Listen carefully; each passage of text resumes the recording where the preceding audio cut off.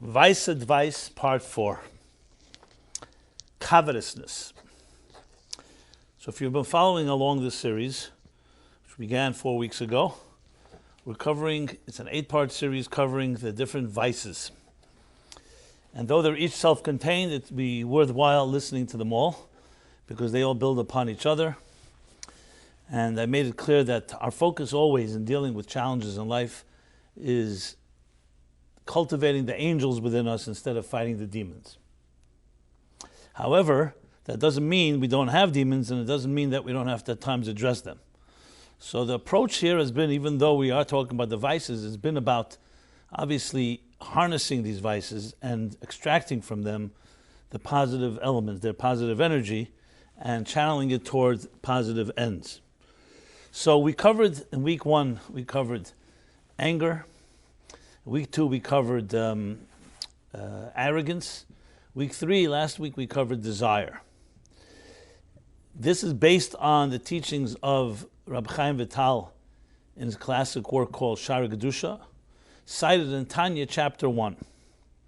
So though there it talks about the 4 archetypes that relate to fire, which is anger and arrogance, and water, which is desire, pleasures, and then come the next 2, which we'll be discussing in the coming weeks, which is air or wind, and then the last one will be earth.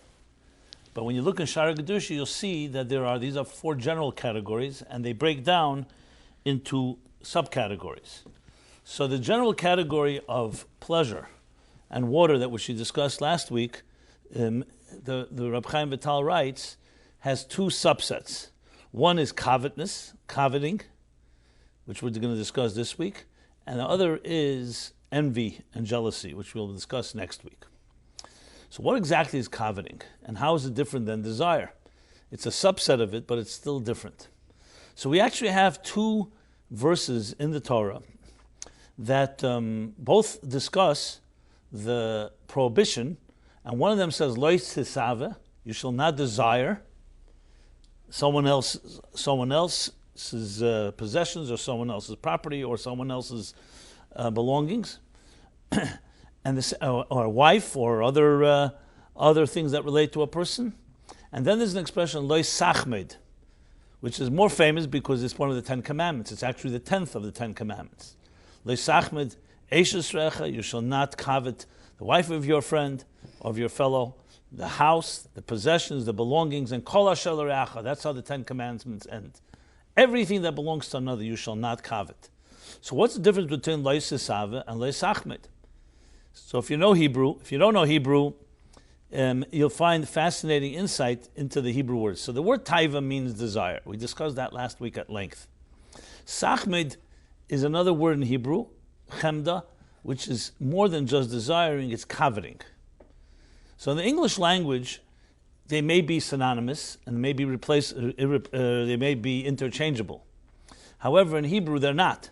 They actually mean 2 different things.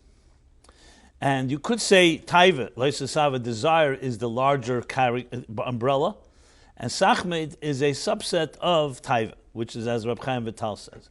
So what's the difference between the 2? Now we don't need to go very far. We can look in the book of laws of the Rambam Mishnah Torah. So he has in the section he has 14 books, that's why sometimes it's called Yad HaChazaka. Yad HaChazaka means the strong arm or the strong hand. Yad is also an acronym for Yudalad, the number 14.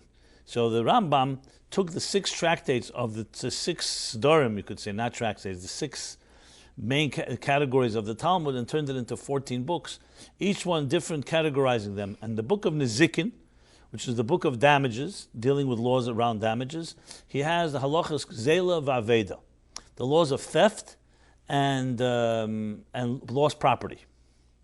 What are obligations and so on. Interestingly, just as an aside, or maybe it's not an aside, most of modern American constitutional law, most constitutional law in the world today is based on these laws, which of course begin in the Bible themselves, especially chapter Mishpatim, the chapter that comes in Exodus after the chapter about Sinai. where it talks about these laws, and other places, and from that developed the tractates Baba Kama, Baba Metzia, Baba Basra. And the Rambam codified it, the first codifier of Jewish law, in the laws of Nezikin, and specifically here in the first chapter, in the 9th halacha, and the 9th, 10th, and 11th halacha, you can look there, he speaks about the difference between taiva and chemda, and he says the following. He says, taiva is belev. Desire is in the heart. It's something more of a feeling. You desire something. And the Torah is saying you should not desire things that are not yours. And as I said, we discussed that, but I'll elaborate a bit more. Lesachmed, he says, is connected with an action. Not only do you desire it, you actually go and you obsess on obtaining that object that you desire. So coveting is connected more with also actually obtaining it, not just some type of fantasy where you desire something and you may never even act on it. Coveting includes leading toward acting on it. And here's the interesting thing. When you talk about these two, the question is, what does that mean exactly, acting on it? So there are actually three opinions of what this prohibition is. I know this may sound like hair splitting, but you'll see it's quite fascinating. Obviously, here we're discussing not the laws related to it, but to understand the idea of coveting, we have to analyze the anatomy of it. We have to get down to what exactly coveting means. So here's the thing. Here's the question. What exactly does coveting mean? If you're going to act on it, meaning, then it's theft. If it's just a desire in your heart, then it's a desire in your heart. Then that's already included in not desiring something that doesn't belong to you. Desiring what belongs to someone else. But if you're speaking about acting on it, acting is theft. So that's a whole different. That's le'sigzel. We have that also in the Ten Commandments. You shall not steal. You shall not rob. Whether it's gneva, gzela, different forms of robbery, but bottom line, it's robbery. So what exactly is this le'sachmet? It's not desiring, it's coveting that's connected to an action. So essentially, the way Maimonides explains it is that it's a coveting that can lead to action. And he actually says there that if there was no desire, there'd be no coveting. If there was no coveting, there'd be no theft. And it could also lead even to murder. So coveting is, from the Maimonides' point of view, is far more than just desiring something.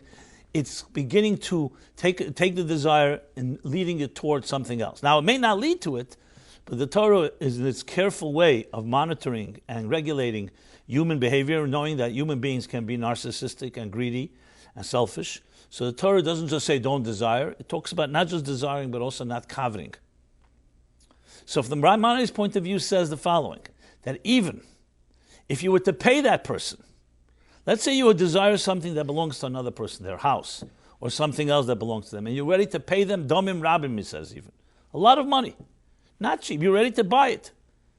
You try to persuade that person, he says, even if the person takes the money, and even if they agree, based on your, I don't know the word coercion, but based on your, what's the word I want to use, your, No, your efforts and pressuring and so on, you are being over, you are transgressing the lav, the isser, the prohibition of not coveting, because you coveted. So even if you took the money, and even if you agreed, according to Maimonides, it's still coveting. And for coveting, you are responsible. You just see the high standard of what is expected of human beings. We're going to discuss this, of course, more at length. Then there are two other opinions. They're based on Tosfos, which is a commentary on the Talmud in this tractate of Sanhedrin 25b, discusses this as well. And Tosfos has two other opinions in explaining the ideas. I'm not going to go through all the nuances that the Tosfos addresses, but the second opinion is, which is also cited by the Ravid. The Ravid is a commentary that disagrees often with the Rambam, printed in the Rambam, often quite harsh disagreements, and it says no, that if you paid him money, he took the money, and he agreed, that's not called coveting. If he took the money but didn't agree, in other words, he took money but you never heard that I agree that I want you to buy this from me, or I want to give it to you for this and this price, it's still considered coveting. So it's one step lower than the Rambam. The Rambam says even if he takes the money and says he agrees, it's still coveting because there's a form of coveting. It's Not quite like desire in the heart, completely in the heart. Here's a coveting that led to action, but the coveting component. So you can't call it theft, because it's not theft. The person took money for it. And he agreed, well, maybe begrudgingly, but he said yes. So you can't call that theft, but you can call it coveting. According to the Ravid and the second opinion in Tosfos, it's only coveting if he didn't agree. If he agreed, then it's not called coveting. So the Rambam says, even if he agreed, the fact is it's responsible on you. It doesn't matter whether that person agreed. It all began with your coveting something that didn't belong to you. So though you did it in a legitimate legal way, but still the Torah expects a human being should not covet that which belongs to another. So it's not theft, and it's not just plain desire. Then there's another opinion in Tosfos that says even more lenient. That coveting is only if you didn't pay, and you did not get an agreement from him, then that would consider coveting. Because you're coveting something, you're not even paying for it. Now, it's not theft, but the mere fact that you didn't pay, but you still covet something, in other words, you carry that obsession, that's what would be considered coveting, the prohibition of coveting. So there we have three opinions. One is, we'll go from the bottom up now, backwards. One is that coveting is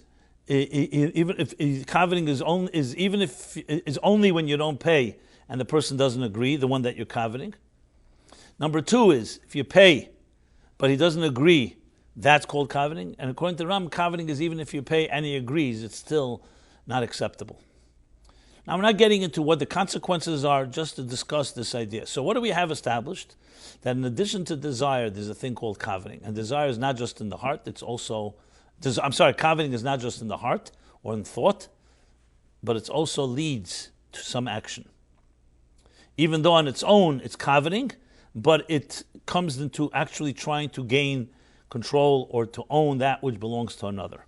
And the Torah, in its refined high standards of expectations of a human being, says, God blessed you with your gifts, He blessed you with your family, He blessed you with your property and possessions, and whatever it may be happy with what you have. Why are you coveting? Why are you looking at another person's belongings? Whether they're wealthier than you, whether they have other virtues, it's not a healthy thing to do. You have everything you need. This is the basis of the logic of it. You have everything you need. God blessed you. You're created in the divine image. You have your unique gifts, and you don't need to covet someone else's. So in addition to desiring, which is a little more abstract, coveting means more directly connected to something you actually want to have that the other person has, that is not acceptable. And it's interesting, in the Ten Commandments, coveting is what is emphasized, not the Leis Sava, which is another law, but not another prohibition, but not in the Ten Commandments. So we see that coveting is another category of a person being obsessed with another person. Now, it's not quite jealousy and envy, which we'll talk about next week, and it's not quite desire, because as we spoke last week, desire is a very broad thing. Desire doesn't necessarily only mean desire for another person's property. Desire can just be our own passions, our own desires, our own lusts that have nothing to do with someone else. You can have passion to something that doesn't belong to anyone. And that too can be inappropriate or it can be appropriate, as we discussed. So desire is a very general category. It's desiring anything. It's the desirable pleasures, whether it could be food, it could be drink, it could be sexuality, it could be many other things, and not necessarily coveting someone else's property or someone else's belongings. So desire is the broader category, which is what's cited in Tanya, like he says there about the tivus, ava b'tivus, meaning I'm not saying what did you say there? The lashon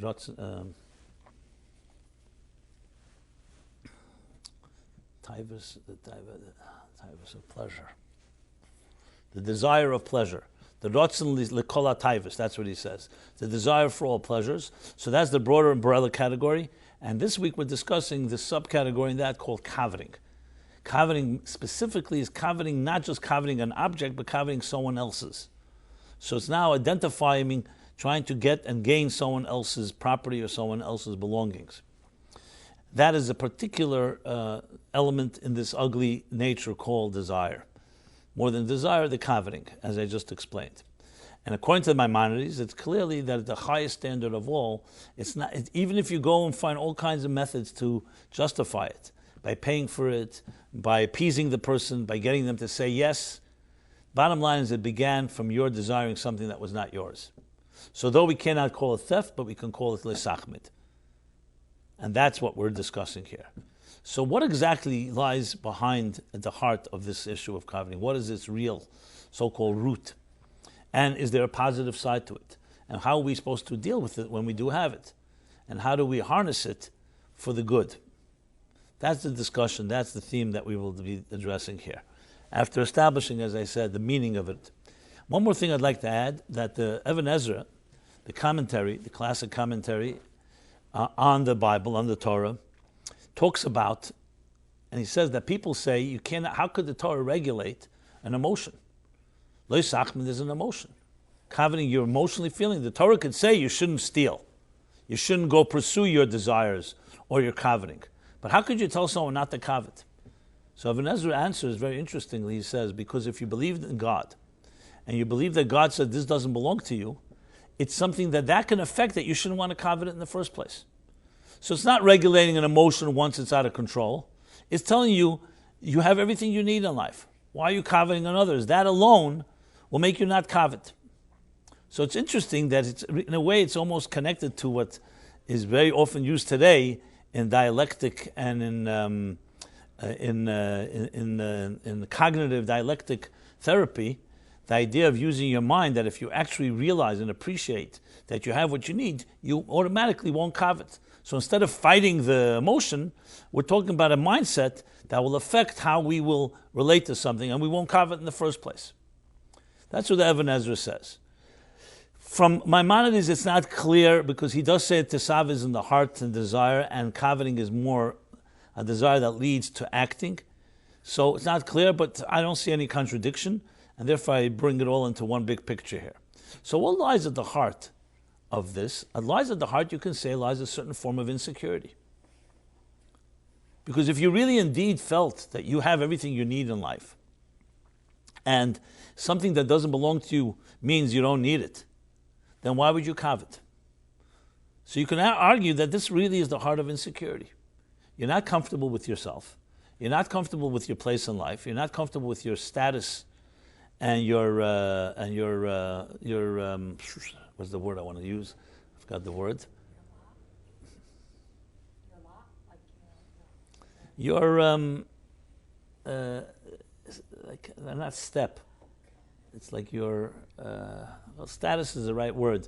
Anyway, you're that place that it's right at the tip of my tongue. You know those frustrations you have. You know.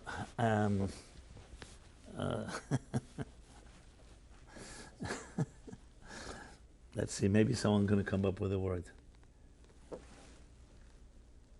Okay. Well,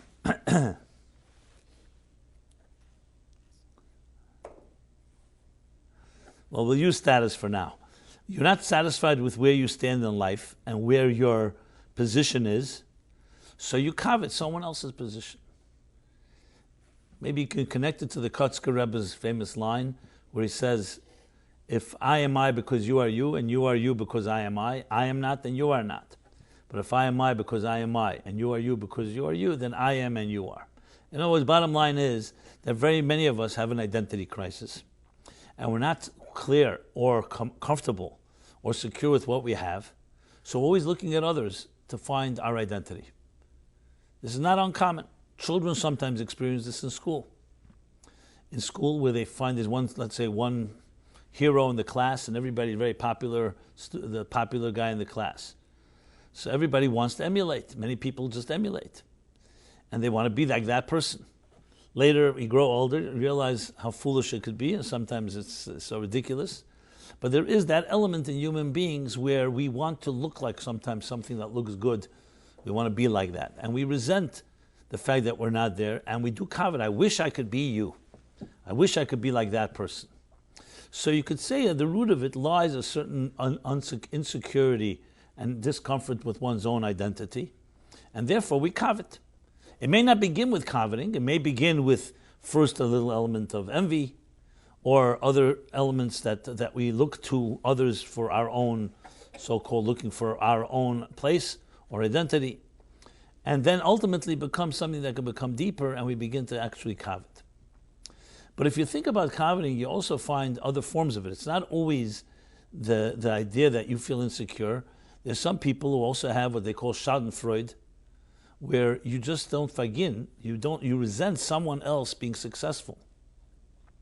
Even if you aren't successful, you just don't want someone else to be successful. So I don't know if this fits into our discussion because it's not necessarily coveting. You're not even coveting what that person has. You're fine if they fail too, and everybody fails. So I'm not going to include it here. I'm just using it to be thorough. I wanted to just put that aside. But there is coveting that may not be connected necessarily to insecurity. A person who's greedy. They go into someone's house, they see a nice, beautiful chandelier. They go into another person's house, they see another piece of something else valuable. And they say, I want it. Why should that person have it? Why can't I have it? It may not be necessarily connected to insecurity. It's a form of greed. Or you can argue that greed itself is also an expression of insecurity. Why are you greedy? Why are you greedy? Why don't you be satisfied? Be happy with what your lot is, with what you have achieved and what you have in your life. And if you haven't achieved as much as you should, that you feel you should, go achieve. Go earn it. Why does it have to come at the expense of coveting someone else's? But this goes back to the discussion we had in previous weeks, that all human vices begin with somewhere, because you don't have this naturally, and here goes back to what I discussed about children. Do children naturally covet? Now it's interesting, children, even at a younger age, you do see when they see someone else has something, they want it. Yeah? You see the fighting between siblings and children. It's mine, and this one grabs and that one grabs. I don't know if we can call that coveting, because coveting is a deeper emotion that usually is more developed. And that can be just petty childishness, where children see something someone else has, they want it. And frankly, if you curb that and you tamed it, you probably could teach children and say, not everything you want, you get. You have to learn to share. You have to learn that other people have property that's not yours. And you can't teach that to people. We see that. So one could argue that coveting on the serious level really comes from seeing our parents covet. That's where children learn to covet. So it's not necessarily that juvenile type of playing where children say, I want. Because you see some children say that, and it's not necessarily a very profound thing, and they don't necessarily grow up with a sense of entitlement. And other children do grow up in a sense of entitlement and feel everything, but they need to be better in every given way. Someone has something, I want it. So in that sense, if you think of the pure human being as we're born, the freshly fallen snow of the child, coveting is yet another aberration, an anomaly that emerges through development, not something that is innate. It is acquired as we grow in our lives, and usually is influenced by those around us. But the root of all roots goes back to the big symptom harishon. The symptom harishon. And I know we always blame the symptom harishon as the ultimate and our favorite scapegoat, but the truth is it's an actual scapegoat. It's a true scapegoat. Not all scapegoats are false. Like they say, just because I'm paranoid doesn't mean no one wants to get me. Just because we call it a scapegoat doesn't mean it isn't a scapegoat. Why is it a scapegoat? Because as the Arizal explains in the famous secret doctrine, the doctrine of the secret Seidat Tzimtzum, that Tzimtzum is that ultimate reversal, that quantum leap, where God turned everything inside out. Instead of the divine reality, which is the essential reality, being the primary force and the primary consciousness, we meaning existence, in each one of us, for us to exist, we need to have an independent consciousness that is separate from divine consciousness. To use a psychological example, it's when the child learns to become separate from its mother and father, for that matter. The cutting of the umbilical cord. So there's the physical cutting of the umbilical cord upon birth, where physically a child begins to breathe on their own, eat on their own, drink on their own. But there's the psychological cutting of the umbilical cord, where psychologists say today, whether it happens at age 1 or age 2, when a child begins to sense itself separate from its mother, separate from others, that there's an I. Now, in the cosmic level, that I emerged. The possibility of an I, meaning capital I, emerging, is the tzimtzum. That's what the tzimtzum does. It conceals, the divine conceals its own conscious presence, not essential presence, conscious presence, in order for the I of existence, the I, the ego, and the independent consciousness of existence should be able to emerge. And if you think of it that way, that is the root of all dissonance. That is the root of all anxiety. That is the root of all the vices, because there would be no vice if we were all part and submerged and subsumed by divine consciousness. A fish in water, meaning if we were like a fish in water and submerged in the divine waters, then we would not have this issue. Just like a child submerged in the embryonic fluids during pregnancy does not have any anxiety issues, does not have neurosis, does not have any sense of self. The self hasn't yet emerged, so in consciousness has not yet emerged, so being self-conscious hasn't emerged. If you're not self-conscious, then how could you have any type of feelings of neurosis of any form, and including the vices that we are addressing? It's when a child becomes a separate entity, and that psyche begins to develop, and suddenly you become conscious, and then you become self-conscious. That is essentially where all the root of all issues we have in our lives, of all dissonance, of all dichotomies and duplicities, and including the vices, whether it's anger, whether it's arrogance, whether it's desires, whether it's coveting. These are a result of something is disconnected from something else. If we indeed felt, as I mentioned before, that we were part of the divine consciousness, and therefore have everything we need to fulfill our mission, there'd be no room for coveting something else or someone else. If, second point, as I discussed last week, if we felt that we were all part of one large organism, and we're all components of one large body, so to speak, limbs on one body, because imagine one limb coveting another limb. The liver is coveting, trying to be the heart is trying to be the mind is trying to be the lungs. Of course not, because they all sense that we're part of one large whole, and when you are what you are, and I am what I am, we function the way. That's when we have a healthy organism. So the symptom conceals that as well. So besides it concealing our connection to the divine consciousness, it also conceals our connection to each other. So think of how ludicrous it is. 7 billion people were created in this world, 7 billion limbs of one large organism. Just like in the natural ecosystem, the natural body, all the trillions of cells, all created, all shaped and formed in ways that they coordinate and need each other. Everyone is indispensable, every component is indispensable, and everyone needs the other. The coveting has no place in a world like that. Why? Because if I covet what you have and you covet what I have, we'll both create destruction.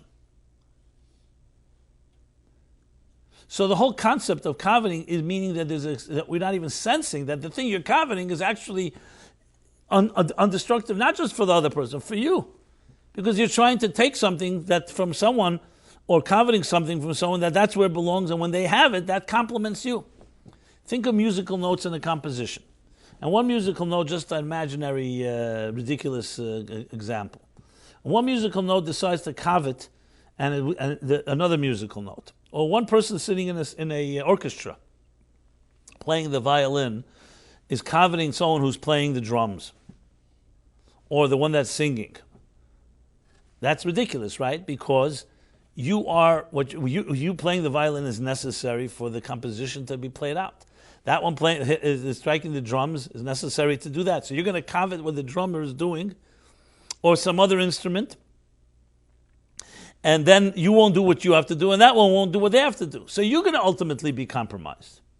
That's how ludicrous coveting is. And yet, the Torah needs to tell us, because the concealment of the tzimtzum is so profound that it creates that illusion that you and I are separate. And therefore, you have something, I want it. So a combination of all the above leads to ultimately, yes, an insecurity. But it's not, insecurity is not the root. The root is the tzimtzum, the root is the concealment. The concealment of our connection to the divine, and therefore our divine calling being fulfilled, and you have everything you need. God will not give you anything, a challenge that you cannot fulfill. So we have the power to fulfill whatever it is that our calling is. And secondly, the concealment of our interconnection and interdependence on each other. And by trying to diminish and take from someone else, you are actually being diminished, and vice versa. That's how bizarre And that's how ironic existence can be. And therefore all the injustices and all the jealousies and all the coveting and the wars fought in history are all based on this narrow, distorted vision of our consciousness being separate from the divine consciousness, and from which is the calling, the consciousness of our own personal calling, and the consciousness of everyone else, all being part of one reality. Now, physics and modern science is coming to the conclusion that there's one unified field theory, and there's one singularity that unites all parts of existence. But the final frontier, the challenge, is on our own personal level. We understand that scientifically and academically, and everyone knows in nature everything is necessary, and if you destroy one part of nature, everything else gets compromised. But in the human being, because we have free will, and we have our own limitations and flaws, this is far more complicated. It's easier to understand a unified field theory, a unifying force that connects all of nature, all of existence, all atoms in this world, and all of existence, than to see how it plays itself out in our personal lives. Because in our personal lives, we're subjective, and it's harder for us to see. We're blinded by our self-interest. So coveting, at the end of the day, is a product of that dissonance created by the symptom. Is it directly linked to the other vices? Yes, it is. Directly and indirectly, because each vice manifests in a different way. Not everyone that covets is angry. Not everyone that's angry covets. Not everyone that has desires is necessarily arrogant, and not everyone that's arrogant has desires. But they all ultimately connect because they all are coming from a place where we are not connected to our own source. Think of the times in your life when you feel you belong, when you're completely absorbed by an experience, by something you're undergoing. You're absorbed by a book that you're reading. You're absorbed by music. You're so passionate, so connected to what you're involved in, you don't even sense yourself. I mentioned a number of times you could stay up all night and forget that you're tired, forget that you're hungry. Why? Because what happens is the object and the subject all fuse into one. It's not that I'm experiencing it. That type of in-the-zone experience is you're so one with the experience that you don't even see the difference between you and the experience. I go back, take an example. You're reading a book. At some point, you get so absorbed by the story, you don't even realize you're reading a book, you don't even realize you're turning pages. Because the experience that you're reading, that the writer has brought you and transported you to, is literally transcends your own sense of that experience. As soon as you realize you're reading a book, in a sense, that magic stops. Same with music. When you're completely consumed, the music envelops you, engulfs you, you don't really realize that there's a you. The you has been submerged in the waters of that music. Similar to what I said, pre-symptom reality, where we're submerged in the divine waters, in divine consciousness, and we're not even conscious of ourselves. But as soon as you start thinking about it, interestingly, as soon as you become aware and conscious of your own not being conscious, you lose that connection.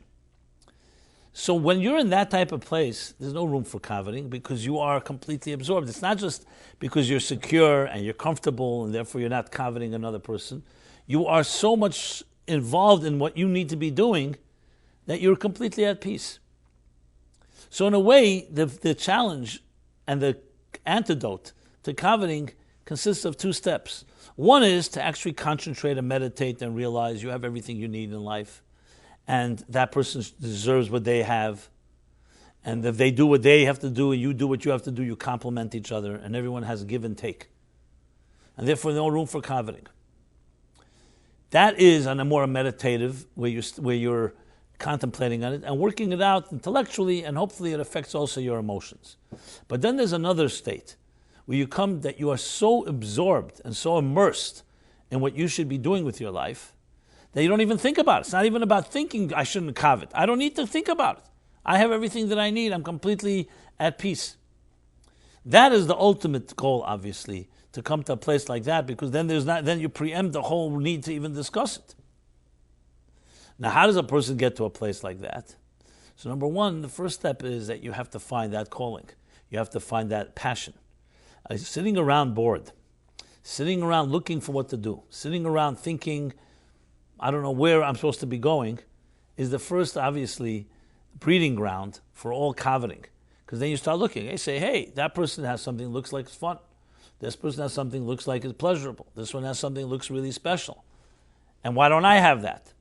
So instead of looking within or upward to find out what you're calling, you're busy looking at others, which is unfortunately part of the human condition. We are voyeurs.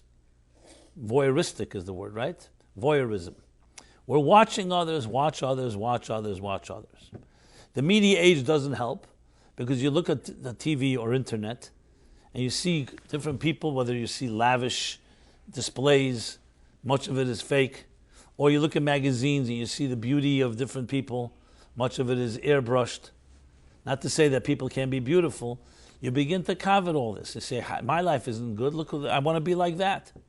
And we start living vicariously through others. I want to be like this person, like that person, the concept of hero worship. Now, it's good to have heroes as role models. Role model to help you live up and grow to be a certain way. But not a role model which becomes, not a hero that becomes worship of the hero instead of you're looking at to yourself. So we start living vicariously through all the images that we pick up. We become addicted to it. We're watching this and we're watching that. And then throw in advertising, advertisers selling you and marketing everything. That if you wear this, you'll be better. If you look like this, you'll be better. If you smoke this, you'll be better. If you travel here, if you drive this type of car. Constantly selling possessions as if those possessions will make you more valuable. How could that not lead to a coveting type of a covetousness society, coveting society? It's all driven by that. Now, I'm not suggesting every product sold has no value, but the whole climate and the whole atmosphere is one of constantly showing us more and more and more and more. I mentioned this a number of times. I was in Lima, Peru, conference on happiness. So I presented the Torah, the Jewish spiritual take on it, universal but spiritual take. And there was a psychologist there, I forgot his name, who presented a more psychological take. And he said something very interesting.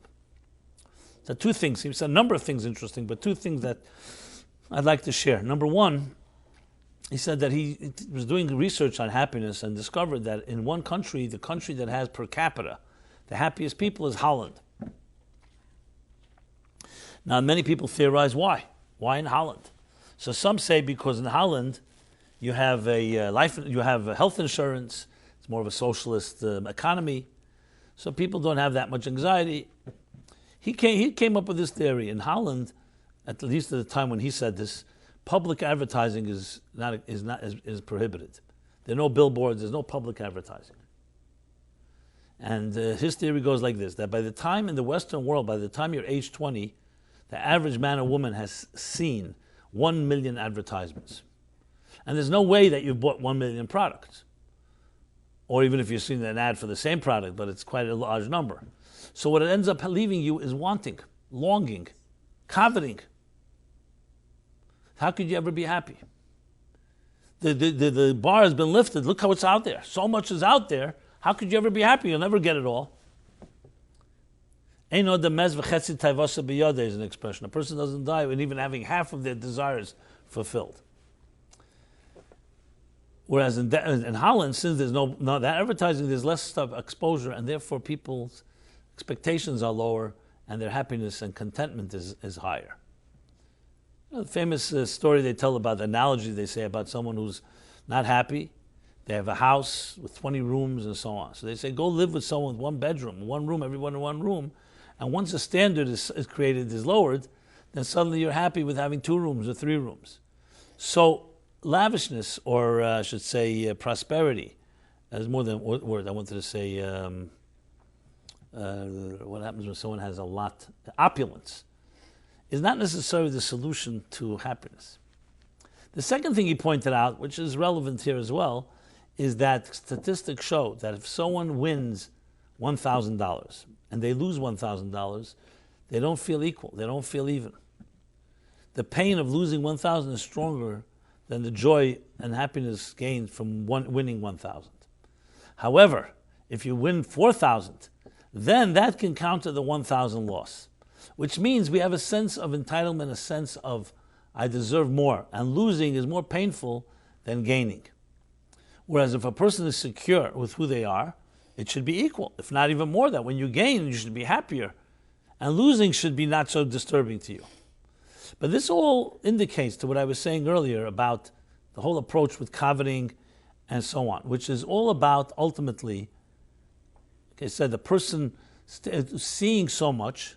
So in a world like ours, where you have so much access and so much exposure, and we're inundated and overloaded by data and information and offerings, how could we not be living in a coveting, which in turn creates a human being not secure and happy with what they have, always looking elsewhere to find that contentment? So that's one side of it. The antidote being, as I said, 2 steps. One is contemplating and meditating on the fact that you were blessed with what you were blessed, and that person is blessed with what they're blessed, and you complement each other, and we really connected. And number 2, getting into the zone of your real passions, where then you preempt altogether everything because you're so immersed with what you have to do, you don't have time and you don't even care about coveting someone else's. But let's now talk about the other side of the coin, which is something we've discussed in the previous weeks and the other vices, and that is the flip side. Because even though it's true that coveting comes, as the other vices do, as a result of the symptom of the concealment, of the inversion, of this quantum leap, of the divine reality being concealed and the superficial becoming revealed, where we see the tip, where we see the glove can be more important to us than the hand, yet everything has a redeeming element. Everything has a silver lining. And the silver lining is that there is also a healthy form of coveting. What's a healthy form of coveting? Healthy form of coveting is when you covet something which is healthy, which is something really valuable. But not coveting in the sense that you're trying to take it from someone else, but you truly feel the desire and the coveting for something that you want to have. Now, the downside of it is when it turns into an obsession of trying to get something that someone else belongs to someone else. The upside is when you have, which we'll be talking about next week more at length, kina sofrim tarba chochmah, where you actually, the coveting helps you in a productive way, motivate you to gain it. You see someone that has a lot of information, knowledge. You see someone more refined. You see someone that is blessed in certain ways, and you learn from them. So you covet what they have, but not to take from them. You covet what they have to emulate and try to gain it on your own. So this would require the effort that if you indeed covet something, besides the meditations and the thoughts I said earlier about being in the zone, there's another side, is what is it exactly you really want? Is it the chandelier? Is it the gold and silver? Is it the beauty that they have? Is it the wealth? That's inappropriate. That's unacceptable. But if you're talking about, let's say you can see that they have qualities, they have certain refined qualities, they're kind, virtues, then translate that into coveting those same virtues. Learn how to access it, because divine providence dictates that if you see something someone has and you feel that you want to have it, instead of thinking, I want to have what they have, develop it within yourself. And this is how we turn coveting, like all the vices, into a positive force. Now this takes work, because number one, you have to work on not allowing it to personalize it and saying, no, I want what that person has. Here, instead, you have to translate it as saying, I want to have within myself what that person has. I want to be able to see if I can find something similar in my own life in a healthy way. So in turn, what really happens is that person becomes a catalyst for your own growth. Now, when it comes to envy, which we'll talk about jealousy next week, it's clearer because there's the expression, as I said, kina sofrim tarba chochmah, a healthy form of envy. You see someone who's a scholar. You see someone who's studying. You debate in the academy, and you see someone really successful, and you envy them, but not an envy because you resent what they have, or envy you want to take what they have, but rather one that motivates you to compete, motivates you to become better. That's where we turn coveting into a healthy form of coveting. Now, not everyone can begin with that, because obviously if you don't deal with the vice of it, the negatives, it's very difficult to suddenly just turn it into a positive coveting. That's why I bring this up last. It's once you've dealt with the coveting in the negative and curbed that in some way, got that under control, then there is looking at the element of what can I actually learn from another person and becoming actually completely consumed with it, but not in the personal way because I don't want that person, I want to have what they have, but rather as a lesson to grow. And this is what good mentors are. The people in our lives who are true role models, people who achieved greatness. It's very good to covet what they have, but not coveting what they have, coveting the virtues and the features that you want to emulate, and then go to work. Go work on it. So here the litmus test would be, how do you distinguish between healthy and unhealthy coveting? Unhealthy coveting is an obsession. Unhealthy coveting is a negative vice. It's not about you growing. It's not about you being motivated. It's about having something someone else has. Simple as that. Here we're talking about the litmus test would be that you're motivated to say, you know what? That person has achieved so much and so much. Why can't I achieve that? Let me go work at it. So it has nothing to do with getting it to coveting what that person has. That goes into the category of not coveting. But here it's learning what you can go and do to gain if you see qualities indeed that are valuable to you. So there you have the different elements of covetousness. And as I said, these are subcategory of desire, but desire, as I mentioned, is a much broader, because it deals with all forms of desires, and coveting is specifically in our relation to others, or to others' belongings. It's not just a desire, a general desire for something that can be not connected to anyone else, and you're just consumed with desiring things. This is, you're talking about now the coveting element, the leis achmed. So to go back to what the Maimonides, the Rambam says, the high standard, think about it. That he says that because even when you go and pay somebody, and even when you go and you get them to agree, the end of the day, what really happened here? So now you have the object. You'll see in most cases it's always better. It's always more pleasurable to want than to have.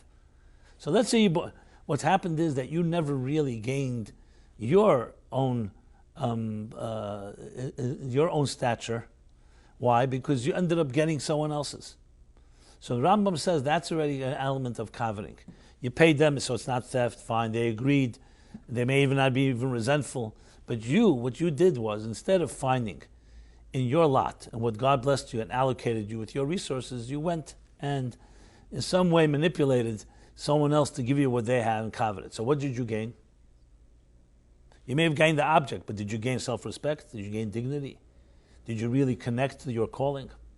That's why the Maimonides standard is such a high standard, but also makes total sense. The Ravid and the Tosfos and the other two opinions I mentioned just don't disagree in principle with what I've just said. They just say that lav, to say not coveting, if you paid somebody, and especially if they agreed, that you can't call coveting. But they're not saying that it's necessarily the great either. You just can't say it's categorized as one of the 10th commandment, not the covet. But the standard is obviously the one we want to reach, is the highest standard of what a human being is capable of. It's really a vote of confidence. So interesting, leis achmed, not the covet, not the covet the wife of your friend, of your fellow, not the covet their house, not the covet their belongings, not the covet kol asher l'reacha. Everything that belongs to them is actually a statement of human dignity. It's not a don't. It's a yes, it's thou shalt not. But it's really, why should you not? Because it's telling you are everything you need to be. You have your own dignity. You have your own majesty. You have your own purpose. You have your own calling. So it's interesting, these laws, even though on one hand it's just a simple basic law, do not covet. As the Rambam says, because desire brings to coveting, coveting brings to theft, theft can bring to more than theft, or even murder, as he brings there the examples. It's much deeper than that. It's the idea, as the Ibn Ezra says, as I quoted earlier, that you have everything you need. Why are you going into other areas? It's a fundamental vote of no confidence in yourself when you covet. So the dignity of a human being should dictate that you have what you need. And if you don't have what you need, and you feel you need it, grow, work at it, try to achieve it.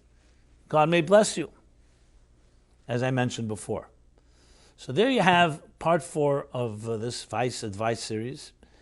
And I want to conclude by saying that we all will have setbacks. And to suggest that suddenly one discussion about a vice, coveting or other vices is going to resolve our issues is not necessarily the case, realistically. But the key is to use this food for thought to begin a new beginning, turn a new leaf, where you see new possibilities. And if you work on it day by day, you could really shift and change things, even though you may have had a certain attitude, whether it's the anger we talked about in week 1, or the arrogance, or the desire, now covetousness. It could be reversed with a deliberate and very vigilant approach. So don't be afraid of setbacks. The key thing is making sure you're always moving forward, 2 steps ahead, even if at times you take 1 step back. That's how we move forward. It's not cramming, it's not crash course, it's not overnight, it's a process. And you have to respect the process. But as long as you're climbing the mountain, you're going up, you're in good shape. Will there be a slip here and there? Absolutely. That's how it is. The symptom is a formidable force. But we begin to pierce it by understanding it, by defanging it through our understanding of it, and ultimately countering it by recognizing this is a real force called covetousness, and here's how I'm going to deal with it. And to sum up the 3 steps, 1 is meditating and realizing you have everything you need, and that person has everything they need. Number 2 is coming into the zone, becoming so consumed in a positive way, submerged in what you need to do, your waters that you need to be submerged in so you don't even have that sense. And 3, using covetousness to see what can I learn from it to grow, to be motivated, and find it within myself. That which I see another person may have, that's something I can learn from. And to conclude with another Kotzker Rebbe story, there was a fellow once came to the Kotzker Rebbe and said someone opened up a shop in the town that's competing with him. It's called Hasagas Gvul. Hasagas Gvul means crossing the boundary, which are laws in the Torah that talk about boundaries. If someone has a store or someone's selling something, you can't just move next door and cause them to lose their parnasa, their income, by competing with them. There has to be fair competition. And there are laws what the Hasagas Gvul means. Whether it's a different city, how far away from another entity, how much business is being held. Obviously, if there's enough business for 2, that's not what we're talking about, but there are laws in this matter. So he came and complained to the Kotzker Rebbe that this person opened up another store and it's causing them harm. What do you want from me? The Kotzker Rebbe asked. Rabbi Nachman of Kotzker, he said, I want you to close him down, to prohibit him from staying in business. The Kotzker Rebbe looked at him and in a sharp way said, you ever see a horse?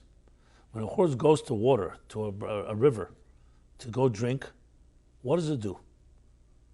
It was a rhetorical question, and the Kotzker Rebbe continued.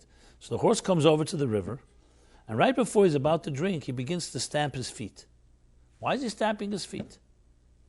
And continuing with the rhetorical questioning, the Kotzker answered his own question. He stamps his feet because when the horse looks into the water, he sees another horse. Obviously, it's his reflection. But he thinks another horse has come to steal his water. So he begins stamping with his feet to chase the other horse away. And what happens, the Kotzker Rebbe said? What happens is, after a little while, he realizes that there's enough water for both horses. Which was, of course, telling this person, don't worry about it and stop worrying about what other person is doing. Do what you have to do and you'll be successful, he'll be successful. Which is so often the case. We think that someone is a threat to us when they're not really a threat. Now this doesn't negate, there are laws. And of course, the laws of Hasagas Gvul are Hasagas Gvul. Hasagas Gvul does not mean coveting. It means that the legitimate laws, which an objective rabbi, an objective authority can determine, it's not coveting, it's realizing that that person is actually causing damage. But very often it's in our own minds and our own hearts, it's our own insecurities. So we claim someone is competing unfairly with us. That's what the Kotzker was teaching him. The Kotzker Rebbe was teaching him. There's enough water for both. Everyone has the water allocated to them. And not only that, every strength, everything you're missing, you have something else that compensates that you have another person doesn't have. As indicated in the Mishnah, Ezo Chacham, who's the wise person? Halemed Mikol Adam. The person that learns from every other person. What does that tell us? 2 things. Everybody has something to learn from another, and everybody has something to teach another. Because it says, Ezo Chacham Halemed Mikol Adam, from everyone. So who's the wise person who's learning from everyone? But it also means that everyone has something to teach. which also explains a very seemingly strange mitzvah law. Charity, we all know charity is a great mitzvah, the greatest of all mitzvahs. Even a pauper, the Talmud and the Shulchan Aruch say, has to give charity. Obviously, commensurate to what they're capable of. You can ask the question, they're a pauper. Person can't make ends meet. They should give charity. Every penny is valuable. But the Torah is saying something not to be harsh, on the contrary. It's saying there's no such thing as a human being that doesn't have something to give. Everything relatively speaking. So it's actually adding to the dignity of a pauper and saying, no, you're not absolute destitute. You also have something to give. It could be financial, minimal. It could be wisdom. It could be experience. It could be other things. There's no such thing as God creating a human being that's deficient or inferior. And the fact that some people think I'm inferior to another because they have more than I have, but you have something they don't have, that's a fact. There's enough water for everyone, and not only that, everyone has the water they need, and what you have, other people do not have, and what they have, you don't have. That's called complementing each other. So when a person learns and discovers this, the more you understand your soul, the more you understand your resources that you have, the more you understand the potential that you may not even be aware of. So imagine how ridiculous. You're coveting someone else. Why don't you covet your own potential? And act on it. Because it's easier. It's easier to look with your eyes, you see something. We follow our eyes. Our eyes are very good voyeuristic eyes. We travel and we see things with our eyes. Our eyes cause us to covet. Instead of coveting and looking inside yourself, which may be a little harder, but you'll find that you have even more than what other person has. And how odd it is, how ironic it is that you're looking outside of yourself instead of looking inside yourself. So this, my friends, is the part 4 of coveting. I hope this did justice to it, and obviously we will continue discussing this series. Next week we will cover envy and jealousy in the 5th part of this series. So we always want to conclude on a positive. May God bless us all to covet our greatest internal potential, access it, harness it, and if you learn from others how to discover newer strengths you have, by all means, that's great. And maybe you'll come to a place where, like the Rambam concludes, when Mashiach will come, it will be a world of loy kina v'loy sachrus. There'll be no envy and no unhealthy competition, and no war and no famine, because everyone will know their place. The entire business of the world will be to know God, nothing but knowing God. A world filled with divine knowledge as the waters cover the sea.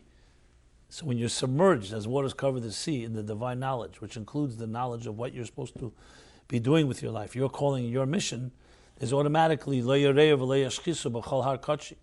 That's the beginning of the verse. There will be no evil and no destruction on my entire mountain. Ki, because molo aretz de'es Hashem kamayim le'yam mechasim. What is one thing? What does divine knowledge have anything to do with not destruction? You see, people with knowledge have hurt each other, but divine knowledge, that's humble knowledge of your divine purpose, and the way that you're completely submerged in it, like waters that cover the sea, as we talked at length before about water in the sea, completely in the zone, that preempts any reason you should want something else. You have everything you need. You're connected, and you can continue on this journey forever. It's Ein Sof. It's not like you'll ever come to an end. So why do you need to look for someone else for it? There's no reason to hurt or to demand or covet what another has. And maybe we merit to that place. If each of us does our little part, it has that ripple effect, that ultimate the butterfly effect that affects the entire world, meriting to a time when there will be no unhealthy coveting and only healthy cooperation and interconnectivity with the filling of the world with divine knowledge as the waters cover the sea. Thank you. Until next Wednesday. We are here every Wednesday, 8:15, 8:30. We begin approximately. Please, let me say this to both the Facebook audience, the YouTube audience, whoever is watching. Please comment. Please share. Please subscribe. Every way possible to create the ripple effect that media allows us, that modern technology allows us in getting the message out there. Thank you very much. And everyone have a very blessed week.